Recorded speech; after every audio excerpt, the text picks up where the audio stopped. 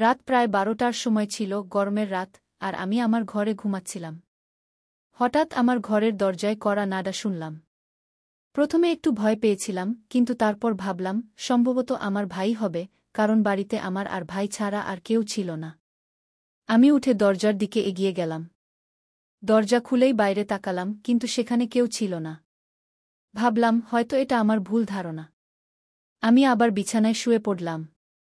হঠাৎ দরজায় আগের চেয়েও জোরে কড়া নাড়া শুনলাম। আমি কাঁপতে কাঁপতে জিজ্ঞেস করলাম, কে? কিন্তু কোনো উত্তর পেলাম না। ভয়ে ভয়ে আবার দরজা খুললাম, আর সেখানে আমার ভাই দাঁড়িয়েছিল। সে আমাকে বলল, কি হয়েছে দিদি? তুমি এত ঘাবড়ে গেলে কেন? সে আজ আমাকে একটু অদ্ভুতভাবে দেখছিল। আমি ভাবলাম হয়তো আমি বেশি ভাবছি। কিন্তু আমি কি করে জানতাম যে সেই রাতে এমন কিছু ঘটতে যাচ্ছে যা আমার পুরো জীবন ধ্বংস করে দেবে, যা আমি চাইলেও কখনো ভুলতে পারব না। এখন আমি আপনাদের আমার জীবনের সেই সত্য বলতে যাচ্ছি যা আমি আজ পর্যন্ত সবচেয়ে গোপন করে রেখেছিলাম। এই সত্য এমন যা আমার প্রতিটি রাতের ঘুম আর প্রতিদিনের শান্তি কেড়ে নিয়েছে। এটি শোনার পর আপনারও রুহ কেঁপে উঠতে পারে। বন্ধুরা, গল্প শোনার আগে দৃঢ় হয়ে বসুন, কারণ গল্পটি খুবই ভয়ানক হতে যাচ্ছে। যদি আপনি চ্যানেলে প্রথমবার এসেছেন, তবে অবশ্যই চ্যানেলটি সাবস্ক্রাইব করুন। তাহলে চলুন গল্প শুরু করি। আমার বয়স তখন 20 বছর হয়ে গিয়েছিল, আর আমি নতুন করে যৌবনের দোরগোড়ায় পা রেখেছিলাম। আমি কলেজে সেকেন্ড ইয়ারে পড়ছিলাম। সেই দিনগুলোতে গরমের মৌসুম ছিল, আর আমাদের কলেজ থেকে ছুটি মিলেছিল। প্রতিদিনের মতো আজও পুরো বাড়ি পরিষ্কার করার পর আমি আমার বিছানায় বিশ্রাম নিচ্ছিলাম। ক্লান্তিতে আমার মনে হচ্ছিল যেন পুরো শরীর শক্ত হয়ে গেছে। আমি বিছানায় শুয়ে শান্তি পেতে চেষ্টা করছিলাম আর হাত দিয়ে মাথার মাসাজ করছিলাম। হঠাৎ আমার ভাই রাহুল আমার ঘরে এল এবং দরজা বন্ধ করে বলল, কি হয়েছে দিদি? তুমি ঠিক আছ তো? আমি বললাম, কি ভাই, মা সব কাজ আমার উপর চাপিয়ে দিয়ে চলে যায়। কলেজের ছুটি কি হলো? পুরো বাড়ির দায়িত্ব আমার উপর এসে পড়ল। উপর থেকে কাজের বায়ু ছুটিতে। আমি পারি না এই বাড়ির কাজগু। আমার কথা শুনে সে আমার পাশে বসে বলল, আমার প্রিয় বোন, কোনো সমস্যা নেই। আমি এখনই তোমার জন্য দুধ নিয়ে আসি। তা খেলে তুমি শান্তি পাবে। রাহুলের কথা শুনে আমি হাসলাম আর বললাম, তুমি শুধু বাইরে থেকে খাবার নিয়ে এসো। আমি একটু ঘুমিয়ে নিই, তাহলে আমার অবস্থা একটু ভালো হবে। রাহুল ঘর থেকে বেরিয়ে গেল। কিছুক্ষণ পর ঠান্ডা দুধের গ্লাস নিয়ে সে ফিরে এল। আমার তার উপর খুব স্নেহ হচ্ছিল। দুনিয়ায় খুব কম ভাই আছে যারা তাদের বোনের এত খেয়াল রাখে। আমি তাকে অনেক আশীর্বাদ দিতে লাগলাম আর সে যে দুধ এনেছিল তা খেতে লাগলাম। দুধ খেয়ে আমি বিছানায় শুয়ে পড়লাম। রাহুল বলল, চলো দিদি, আমি তোমার মাথা টিপে দিই, তুমি ঘুমিয়ে পড়ো। সে আমার পাশে বসে তার হাত দিয়ে আমার মাথা টিপতে লাগল। তার হাত থেকে আমি শান্তি পেতে লাগলাম আর আমার মাথার ব্যথাও কমে গেল। আমি চোখ বন্ধ করে শুয়ে পড়লাম এবং কিছুক্ষণের মধ্যেই গভীর ঘুমে ঢলে পড়লাম। আমার কোনো খেয়ালই ছিল না যে আমি কতক্ষণ ঘুমিয়েছি। যখন আমার চোখ খুল, আমি ঘড়িতে সময় দেখলাম, রাত 9:00 বেজেছিল। সম্ভবত ক্লান্তির কারণে আমি সময়েরই অনুভূতি হারিয়ে ফেলেছিলাম। মা এবং বাবা অফিস থেকে ফিরে এসেছিলেন। আমার কিছুই বুঝতে পারছিল না এবং আমার পুরো শরীরে ব্যথা হচ্ছিল। আমি বিছানা থেকে উঠে বাথরুমে যাচ্ছিলাম, এমন সময় আমার মাথা ঘুরে উঠল। মনে হচ্ছিল সবকিছু যেন ঘুরছে, এবং যদি দেয়ালে হাত না দিতাম তাহলে হয়তো পড়ে যেতাম। নিজেকে সামলে নিয়ে আমি ফ্রেশ হয়ে বাইরে এলাম। দেখলাম সবাই খাবারের টেবিলে বসে আছে এবং আমার আসার জন্য অপেক্ষা করছে। আমি গিয়ে আরাম করে চেয়ারে বসলাম। আমার অবস্থা বেশ খারাপ হয়ে গিয়েছিল এবং ক্লান্তিতে আমার পুরো শরীরে ব্যথা হচ্ছিল। রাহুল দেখল যে আমি ক্লান্ত, তাই সঙ্গে সঙ্গে মাকে বলল, মা দেখো, অঞ্জলি দিদির উপর কাজের চাপ একটু কম করো। আরে যদি কাজের লোক না আসে তাহলে তার জায়গায় অন্য কাউকে রাখো। এই অসহায় সারাদিন কাজ করে ক্লান্ত হয়ে যায়। দেখো, এর রঙও পাণ্ডুর হয়ে গেছে। কি সত্যিই আমার অবস্থা দিন দিন খারাপ হচ্ছিল। মা এবং বাবা দুজনেই কাজ করতেন, কারণ শুধু বাবার চাকরি থেকে বাড়ির খরচ চালানো কঠিন ছিল। সাথে আমাদের পড়াশোনার খরচও অনেক ছিল, তাই মাও সেই একই কোম্পানিতে কাজ করতেন যেখানে বাবা কাজ করতেন। আমরা দুই ভাইবোন কলেজে যেতাম, কিন্তু গ্রীষ্মের ছুটির কারণে বাড়িতেই ছিলাম। আমি একটা বিষয় লক্ষ্য করেছিলাম যে গত কয়েক সপ্তাহ ধরে রাহুল আমার খুব কাছাকাছি হয়ে উঠছিল। যেদিন থেকে আমার কলেজ থেকে ছুটি শুরু হয়েছিল সেদিন থেকে সে আমার অতিরিক্ত যত্ন নিতে শুরু করেছিল। যদি আমি বাড়ির কোনো কাজ করতাম তাহলে সে এসে সাহায্য করত। কখনো কখনো কাজ করতে গিয়ে আমি ক্লান্ত বোধ করলে সে আমাকে আরাম করে বসিয়ে আমার মাথা মালিশ করে দিত। যখন আমি তাকে মানা করতাম তখন সে হেসে বলত, না দিদি, তুমি অনেক কাজ করো। এখন আমার অধিকার হয়েছে যে তোমাকে আরাম দেবগু। আমি তাকে থামাতে পারতাম না এবং চুপচাপ শুয়ে থাকতাম। কিন্তু এক রাতে যা ঘটেছিল তা আমার হুঁশ উড়িয়ে দিয়েছিল। রাহুল কি কখনো এমন করতে পারত? আমি আমার ঘরে ঘুমাচ্ছিলাম, মধ্যরাতের দিকে আমি অনুভব করলাম যেন কেউ আমার ঘরে এসে দাঁড়িয়ে আছে। ধীরে ধীরে সে বিছানার কাছে আসছিল এবং আমি ঘুমের মধ্যেও টের পাচ্ছিলাম যে কিছু অদ্ভুত ঘটছে। আমি সঙ্গে সঙ্গে একটা ঝাঁকুনি অনুভব করলাম এবং চোখ খুললাম। ঘর সম্পূর্ণ অন্ধকারে ডুবেছিল এবং যখন আমি উঠে দেখলাম তখন ভিতরে কেউ ছিল না। শুধু ঘরের দরজা একটু খোলা ছিল এবং আমার মনে ছিল যে আমি সবসময় ঘুমানোর আগে দরজা বন্ধ করে ঘুমাই। তাহলে সেটা কিভাবে খুলল? আমি চুপচাপ উঠে দরজা লক করে আবার বিছানায় গিয়ে ঘুমানোর চেষ্টা করলাম। কিন্তু যেই আমি চোখ বন্ধ করলাম, আবার আমি কিছু পায়ের শব্দ শুনতে পেলাম, যেন কেউ বিছানার কাছে এসে বসেছে। তখন আমি অনুভব করলাম যেন কেউ আমার কাছে এসে তার হাত বাড়াচ্ছে। আমি উল্টে দেখলাম, কিন্তু কেউ ছিল না। আমার হৃদস্পন্দন বেড়ে গিয়েছিল এবং আমি আতঙ্কিত হয়ে পড়েছিলাম। আমি আতঙ্কিত হয়ে ঘরের লাইট জ্বালালাম এবং দরজা খুলে বাইরে গেলাম, কিন্তু সেখানে কেউ ছিল না। আজকের আগে কখনো এমন হয়নি। আমার তৃষ্ণা পেয়েছিল, তাই আমি ঘরের দরজা খুলে বাইরে বের হলাম। ঠিক সেই সময় রাহুলও তার ঘর থেকে বেরিয়ে এলো। আমাকে দেখে সে জিজ্ঞেস করল, কি হয়েছে? তুমি এখনও জেগে আছো? আমি উত্তর দিলাম, কিছু না, শুধু মনে হচ্ছিল যেন ঘরে কেউ আছে। খুব পানি খেয়ে আমি আবার ঘরে এলাম এবং পিছন পিছন সেও চলে এলো। সে বলল, তোমার ভয় পাওয়ার কোনো দরকার নেই। যদি তোমার ভয় লাগে তাহলে আমি তোমার পাশে শুয়ে থাকি। আমি তাকে মানা করলাম, না, তোমার কোনো ঝামেলা করার দরকার নেই। যাও এবং আরাম করো। কিন্তু সে জিদ ধরে বলল, আমি তোমাকে কোনো অবস্থাতেই একা ছাড়তে পারব না। তোমার স্বাস্থ্য খারাপ হতে পারে। আমি তোমাকে কষ্টে দেখতে পারব না। তুমি ঘুমাও, আমি এখানেই শুয়ে থাকব। শেষ পর্যন্ত তার জিদের কাছে আমাকে নতি স্বীকার করতে হল। আমি বিছানায় শুয়ে পড়লাম এবং সেও সোফায় বালিশ রেখে আমার পাশেই শুয়ে পড়ল। কিন্তু সেই রাতে আমি অনুভব করলাম যেন কেউ আমাকে দীর্ঘক্ষণ ধরে মনোযোগ দিয়ে দেখছে। সে আমার চুল সিথিতে সাজিয়ে নিচ্ছে, আমার মুখে আঙুল বুলিয়েছিল এবং আমি ঘুমিয়েছিলাম। পরের সকালে যখন আমি উঠলাম তখন আমার মেজাজ খুব অদ্ভুত ছিল। কিন্তু যখন আমি নিজের দিকে তাকালাম তখন আমি হতবাক হয়ে গেলাম। ভাগ্যিস আমি নিজেকে দোপাট্টা দিয়ে ঢেকে রেখেছিলাম। আমার শার্ট এলোমেলো হয়ে গিয়েছিল। আমি অবাক হয়েছিলাম, কারণ আজকের আগে আমি কখনো এভাবে আরামে ঘুমাইনি। আজ আমি খুব খুশি বোধ করছিলাম, জানি না কী কারণে। আমি আমার ভাইয়ের দিকে তাকালাম, সেও খুব খুশি ছিল। আমি তাকে জিজ্ঞেস করলাম, তুমি আজ এত খুশি কেন? সে বলল, যার তোমার মতো বোন আছে সে কেন খুশি হবে না? বাড়ির সব কাজ সেরে যখন আমি বসেছিলাম তখন রাহুল তেল নিয়ে আমার কাছে চলে এলো এবং বলল, অঞ্জলি দিদি, তুমি তোমার চুল খুলে দাও। আমি তোমার মাথায় মালিশ করে দিচ্ছি গু। তার আচরণ আমার কাছে কিছুটা অদ্ভুত লাগছিল। আমি বললাম, এটা তোমার কাজ নয়, যাও পড়াশোনা করো।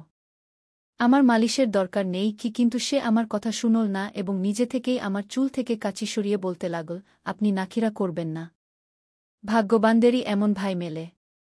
যখন আপনার ভাই আপনার সুন্দর রেশমি চুলে মালিশ করতে চায় তখন আপনার কি সমস্যা হতে পারে? আসুন, আমি আপনার মাথার মালিশ করে দিচ্ছি, আপনি অনেক সুখ পাবেন গু। সে আমাকে উঠিয়ে ঘরে নিয়ে গেল। আমি বালিশে মাথা রেখে শুয়ে পড়লাম। আমার চুল বিছানা থেকে নিচে ঝুলছিল। সে আমার পাশে বসে আমার চুল মালিশ করতে লাগল। রাহুল আমার থেকে 1 বছর ছোট ছিল, কিন্তু আমাকে নাম ধরে ডাকত। সে বলত, আপনি এত সুন্দর যে আপনাকে দেখলে মনে হয় আপনি সব সময় এভাবেই হাসবেন আর আমি আপনার সুযোগ নিতে থাকব। সে আমার মাথা মালিশ করছিল আর তার হাতে যেন জাদু ছিল। আমি এত মজা পেলাম যে ঘুমের রাজ্যে হারিয়ে যেতে লাগলাম। তেলের গন্ধ ছিল অসাধারণ। তেলের হালকা গন্ধ ঘরে ছড়িয়ে পড়েছিল। আমি কৌতূহলবশত তাকে জিজ্ঞাসা করলাম, এটা কোনো তেল? সে হেসে উত্তর দিল, এটা বিশেষ তেল যা আপনার সুন্দর চুলকে আরও চকচকে করবে। আপনার চুলের বিশেষ যত্নের জন্যই এটা এনেছি। তার কথা আমার কাছে খুব অদ্ভুত লাগছিল। আমি বুঝতে পারছিলাম না সে কিভাবে কথা বলছে। মালিশের সময় কখন আমি ঘুমিয়ে পড়লাম তা টেরই পেলাম না। কিছু সময় পরে যখন আমার চোখ খুলল তখন আমার পুরো শরীরে ভারী ভাব অনুভব করছিলাম। মনে হচ্ছিল যেন কেউ আমার উপর অনেক ওজন চাপিয়ে দিয়েছে। আমার পা ও হাতে অদ্ভুত ব্যথা ছিল, যেন আমি ঘণ্টার পর ঘণ্টা কোনো ভারী বোঝার নিচে ছিলাম। পুরো শরীরে ব্যথা ছড়িয়ে পড়েছিল। আমি ধীরে ধীরে উঠে বসলাম এবং চারদিকে তাকালাম। আমার কাপড় হালকা ভিজে গিয়েছিল আর পাখাও বন্ধ ছিল। ঘরে গরমের অনুভূতি হচ্ছিল। আমি মাথা ঘুরতে ঘুরতে বিছানা থেকে নিচে পা রাখলাম, কিন্তু পায়ে যেন কোনো জোর ছিল না। আমি আমার ভাইকে দেখলাম, যে শান্ত ও স্বাভাবিক দেখাচ্ছিল। কিন্তু এসব কি হচ্ছে আমি বুঝতে পারছিলাম না। খুব কষ্টে নিজেকে টেনে আমি বাথরুমে পৌঁছলাম এবং ফ্রেশ হয়ে এলাম। আয়নায় নিজের অবস্থা দেখে মনে হল যেন আমি সারারাত ঘুমানোর বদলে কোনো কঠোর পরিশ্রমের কাজে লেগেছিলাম। যখন আমি ঘর থেকে বের হলাম তখন হালকা ফিসফিস শব্দ শুনতে পেলাম। মনে হচ্ছিল যেন কেউ কারো সাথে কথা বলছে। ঘরে আমার ও রাহুল ছাড়া আর কেউ ছিল না। তাহলে সে কার সাথে কথা বলছিল? তৃষ্ণার কারণে আমি প্রথমে কিচেনে পানি পান করতে গেলাম, কিন্তু তখন পর্যন্ত আওয়াজ বন্ধ হয়ে গেছিল। যেই আমি কিচেনের দরজার কাছে পৌঁছলাম, রাহুল বসার ঘর থেকে বের হতে দেখলাম। তার হাতে অনেক নোটের বান্ডিল ছিল, আর তার মুখে একটা অদ্ভুত হাসি ছিল। আমার কপালে ভাঁজ পড়ে গেল। সে আমাকে দেখে চমকে গিয়ে বলল, দিদি, আপনি উঠে গেছেন? আমি কোনো উত্তর না দিয়ে ধীরে ধীরে তার কাছে গিয়ে জিজ্ঞাসা করলাম, এত টাকা কোথা থেকে এল? সে হতবাক হয়ে গেল এবং তাড়াতাড়ি তা পকেটে রাখার চেষ্টা করতে লাগল। আমি তার হাত ধরে টাকা বের করে নিয়ে জোর দিয়ে বললাম, সত্যি বলো, এত টাকা তোমার কাছে এল কী করে? সে ভয় পেয়ে গিয়ে বলল, দয়া করে বাবাকে বলো না। এ টাকা বাবার এক বন্ধু পুরানো ধার শোধ দিয়েছে। আমি ভেবেছিলাম এ দিয়ে মোবাইল কিনে নেব। তার কথা শুনে আমার রাগ সপ্তম আকাশে পৌঁছে গেল। আমি তাকে ধমকে বললাম, তুমি কি ঘরের অবস্থা একটুও বুঝতে পারছ না? মা বাবা দুজনেই কত কষ্ট করছেন, আর তুমি এ টাকা দিয়ে মোবাইল কিনতে চাও? সে লজ্জিত হয়ে টাকা আমার হাতে দিয়ে দিল। আমি সেই টাকা রাতে বাবাকে দিয়ে দিলাম। সেই রাতে রাহুল আমার সাথে একটি কথাও বলল না এবং তাড়াতাড়ি ঘুমাতে চলে গেল। পরের দিন আমি কিচেনে কাজ করছিলাম, যখন রাহুল তার বন্ধুদের সাথে ঘরে ঢুকল। আমি যতটা অবাক হলাম ততটা কম ছিল, কারণ সে তার বন্ধুদের সরাসরি লাউঞ্জে নিয়ে এসেছিল। সেই সময় আমি দোপাটা খুলে বাসন মাজছিলাম, যখন তারা সবাই হাসতে হাসতে ভিতরে এল। আমি তাড়াতাড়ি দোপাটা উঠিয়ে নিলাম এবং রাহুলকে বোঝাতে লাগলাম, এটা কী রকম ব্যবহার? তুমি জানো এই সময় মা বাবা বাড়িতে নেই, তবুও এদের বাড়িতে নিয়ে এসেছ? রাহুল হেসে বলল, দিদি, এ বাড়ি আমারও, আর আপনার কোনো সমস্যা হওয়া উচিত নয়। যাই হোক, এরা আমার বিশেষ বন্ধু।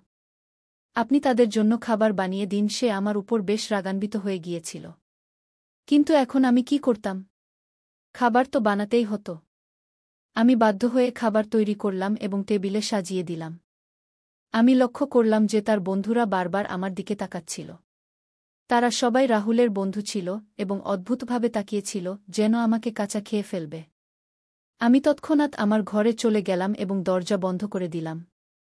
তাদের চলে যাওয়ার পর আমি রাহুলকে কঠোর ভাষায় বললাম, আবার তোমার বন্ধুরা এই বাড়িতে দেখা দিলে আমি মা বাবাকে সব বলব। রাহুল কিছুক্ষণ আমার দিকে তাকিয়ে থাকল, তারপর হাসতে হাসতে বলল, ঠিক আছে, তারা আসবে না। কিন্তু আপনি মা বাবাকে কিছু বলবেন না কি? রাহুলের আচরণ আমার কাছে কিছুটা অস্বস্তিকর লাগছিল, কারণ সে আমাকে অদ্ভুতভাবে দেখতে শুরু করেছিল। সেই রাতে আমি বিছানায় শুয়ে বিশ্রাম নেওয়ার চেষ্টা করছিলাম। হঠাৎ আমি অনুভব করলাম কেউ আমার পায়ে হাত দিয়েছে। আমি হঠাৎ করে উঠে বসলাম এবং দেখলাম রাহুল আমার পায়ে তার কোলে রেখে ম্যাসাজ করছে। আমি তাকে এভাবে করতে মানা করলাম, কিন্তু সে বলতে লাগল, আমি যা করছি আমাকে করতে দাও। এই বাড়িতে একমাত্র আমি আছি যাকে তোমার এত চিন্তা। মা বাবা তো শুধু তাদের কাজ নিয়েই ব্যস্ত। যাই হোক, আমি ক্লান্ত হয়ে পড়েছিলাম। চোখ বন্ধ করে ঘুমিয়ে পড়লাম। রাহুলের হাতের ম্যাসাজে আমি গভীর ঘুমে হারিয়ে গেলাম। কিন্তু যখন আমার চোখ খুলল, আমার হুঁশ উড়ে গেল। আমার মাথা ভয়ানকভাবে ঘুরছিল। বিছানার চাদর একদম এলোমেলো হয়ে গিয়েছিল। বিছানায় একটি পুরুষের শার্ট এবং পারফিউম রাখা ছিল। এই জিনিসগুলো কার ছিল? আমি কিছুই বলতে পারলাম না। মাথায় এত তীব্র ব্যথা ছিল যে আমি আবার বিছানায় পড়ে গেলাম, যেন আমি পুরোপুরি সচেতন ছিলাম না। এখন আমি বুঝতে শুরু করেছিলাম, যখনই আমার ভাই সেই তেল দিয়ে আমার মাথার ম্যাসাজ করত, আমি এত গভীর ঘুমে কেন পড়ে যেতাম। আমি কাছাকাছি কারো ফিসফিসানি শুনতে পাচ্ছিলাম, কিন্তু কে কথা বলছিল আমি চিনতে পারলাম না। শুধু রাহুলের কণ্ঠ শুনতে পাচ্ছিলাম। মনে হচ্ছিল সে আমার ঘরে আছে এবং আমাকে জাগানোর চেষ্টা করছে। কিন্তু আমি কিছুই স্পষ্ট দেখতে পাচ্ছিলাম। কিছুক্ষণ পর যখন আমার চোখ খুল, পুরো দৃশ্য আমার চোখের সামনে ঘুরতে লাগল। আমি প্রথমে বিছানার দিকে তাকালাম, যেখানে শার্ট এবং পারফিউম ছিল, কিন্তু এখন সেখানে কিছুই ছিল না। আজ আবার আমার অবস্থা খুব অদ্ভুত ছিল। আমি তো শিশু নই যে এগুলো বুঝতে পারব না। বাড়িতে আমার এবং রাহুল ছাড়া আর কেউ ছিল না। তাহলে আমার ঘুমানোর পর এমন কি হচ্ছিল যে আমার পুরো শরীর পানিতে ভিজে যেত? শুধু তাই নয়, আমার শরীর ব্যথায় কুঁকড়ে গিয়েছিল এবং রং একদম ফ্যাকাশে হয়ে গিয়েছিল। দিন দিন আমি দুর্বল হয়ে যাচ্ছিলাম। সেদিনও রাহুল আমার কাছাকাছি আসার চেষ্টা করছিল, কিন্তু আমি কোনো অজুহাত দিয়ে আমার ঘরে চলে এলাম। মাথায় অদ্ভুত সব চিন্তা আসতে শুরু করেছিল। স্বাস্থ্য বেশ খারাপ ছিল। মা আমার অবস্থা দেখে জিজ্ঞেস করল, কি হয়েছে? তুমি ঠিক দেখাচ্ছ না। গিয়ে আমি কিছু বললাম না। মা বললেন পরের দিন তিনি আমাকে ডাক্তারের কাছে নিয়ে যাবেন। সেই রাতে আমি বারবার উঠছিলাম এবং ঠিকমতো ঘুমাতে পারছিলাম না। পরের দিন আমার মা-বাবা রোজের মতো তাদের কাজে চলে গিয়েছিলেন। তাদের হয়তো আমার কোনো খবরই ছিল না। আমি নিজেই ডাক্তারের কাছে গেলাম, যেখানে আল্ট্রাসাউন্ডে জানা গেল আমি গর্ভবতী। আমার পায়ের নিচ থেকে মাটি সরে গেল। শেষ পর্যন্ত এটা আমার সাথে কে করতে পারে? রাহুল আমার ভাই ছিল। কিন্তু তারপর আমার মাথায় এল সে আমার সৎ ভাই। সে মায়ের দ্বিতীয় বিয়ের সন্তান, আর আমি ছিলাম তাদের প্রথম বিয়ের সন্তান। এ ধরনের চিন্তাটাই আমাকে ভুল পথে নিয়ে যাচ্ছিল। বুঝতে পারছিলাম না কিভাবে মা-বাবাকে এটা বলব। রাহুল আমার সৎ ভাই, যখন আমার পাশে বসত, কখনো আমার হাত ধরে রাখত, কখনো গাল টেনে ধরত। তার আচরণ আমাকে বিব্রত করছিল, কিন্তু আমি তাকে কিছু বলতে পারছিলাম না। আমার মাথায় শুধুই এক প্রশ্ন ঘুরছিল, শেষ পর্যন্ত আমার সাথে এটা কে করতে পারে? তারপর একদিন আমি আমার ঘরে মোবাইলের ক্যামেরা ফিট করে রেখেছিলাম, যাতে সত্য সামনে আসে। সেই দিন আমাদের মা-বাবা বাড়িতে ছিলেন না। রাহুল আবার আমার কাছে এল এবং আমার মাথার ম্যাসাজ শুরু করল। আমি পুরো চেষ্টা করলাম যেন না ঘুমাই। কিন্তু সেই তেল এত অদ্ভুত ছিল যে আমি তার গন্ধে অজ্ঞান হয়ে গেলাম। 1 ঘণ্টা পর যখন আমার চোখ খুল, মা-বাবা বাড়ি ফিরে এসেছিলেন। আমি প্রথমে ক্যামেরার রেকর্ডিং দেখলাম। যা দেখলাম তা আমার হুঁশ উড়িয়ে দেওয়ার জন্য যথেষ্ট ছিল। রাহুল আমার ঘরে তার বন্ধুদের নিয়ে আসত, যারা আমার সাথে খারাপ আচরণ করত। তারপর তাদের কাজ শেষ হলে তারা রাহুলকে টাকা দিয়ে চলে যেত। যখন আমি এই সত্য জানতে পারলাম, আমি সম্পূর্ণ ভেঙে পড়লাম। রাগে আমি আমার ঘর থেকে বেরিয়ে এলাম এবং রাহুলের গলা ধরে থাপ্পড় মারতে শুরু করলাম। আমার চিৎকার শুনে মা-বাবাও সেখানে চলে এলেন। বাবা আমার হাত ধরে রাগে বললেন, কি হয়েছে? তুমি তাকে কেন মারছ? হুঁশে আছো? পাগল হয়ে গেছ? আমি কাঁদতে কাঁদতে ভিডিওটি দেখালাম যে এই নীচ মানুষটি আমার সাথে কি করছিল।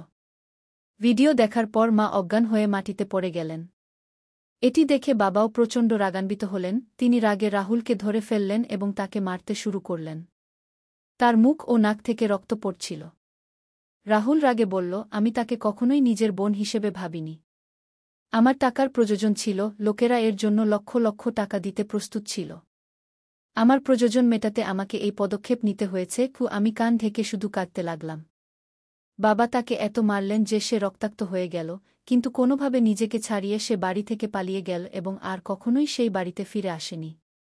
এই ঘটনা ভুলে যাওয়া তো দূরের কথা, এটি স্মরণ করলেই আজও আমার রুহ কেঁপে ওঠে। ভাই সেই হয় যে তোমার নিজের রক্তের সম্পর্কের হয়। কোনো অপরিচিত পুরুষের হাতে তোমার মেয়েকে ছেড়ে দেওয়া একটি বড় ভুল হতে পারে, কারণ কিছু শয়তানি চিন্তার মানুষ সব সময় এই সুযোগ খোঁজে যে কখন তারা কোনো নির্দোষের ইজ্জত নষ্ট করতে পারে। আমার ভিডিও দেখার সকল দর্শকদের কাছে আমার অনুরোধ, তোমাদের বোন বা মেয়েদের কখনোই কোনো অপরিচিত পুরুষের হাতে একা ছেড়ে দিও না। শুধু মেয়েদের লালনপালন করো না, তাদের স্বাবলম্বী ও আত্মরক্ষায় সক্ষম হওয়া শেখাও। এই পুরো ঘটনায় তোমরা কার ভুল মনে কর? আমাদের বাবা-মায়ের, যারা টাকা কামানোর চেষ্টায় আমাদের দিকে কখনোই মনোযোগ দেননি, নাকি আমার, যে তার সৎ ভাইকে নিজের চেয়েও বেশি বিশ্বাস করত, নাকি এই সমাজের, যে মেয়ে দুর্বল ও অসহায় মনে করে? তোমাদের মতামত আমার জন্য খুব গুরুত্বপূর্ণ। কমেন্ট বক্সে অবশ্যই বলো যে এই পুরো ঘটনায় তোমরা কাকে ভুল মনে কর। আমি আমার গল্প তোমাদের সাথে শেয়ার করছি যাতে এটি অন্য কারো জন্য একটি শিক্ষা হতে পারে। এটি শুধু একটি ঘটনা নয়, একটি সতর্কতা যে আমাদের সবাইকে সতর্ক থাকতে হবে। যদি তোমরা আমার এই গল্পটি পছন্দ কর এবং মনে কর যে এটি শুনে অন্য কেউ সচেতন হতে পারে, তবে এটি অবশ্যই শেয়ার করো। যদি তোমরা এমন আরও গল্প শুনতে চাও যা বিনোদনের পাশাপাশি একটি বার্তাও দেয়, তবে আমার চ্যানেলটি সাবস্ক্রাইব করো। বেল আইকন টিপতে ভুলো না যাতে তোমরা আমার প্রতিটি নতুন গল্প সময়মতো পেতে পার। কাল আবার দেখা হবে একটি নতুন গল্প নিয়ে। ধন্যবাদ।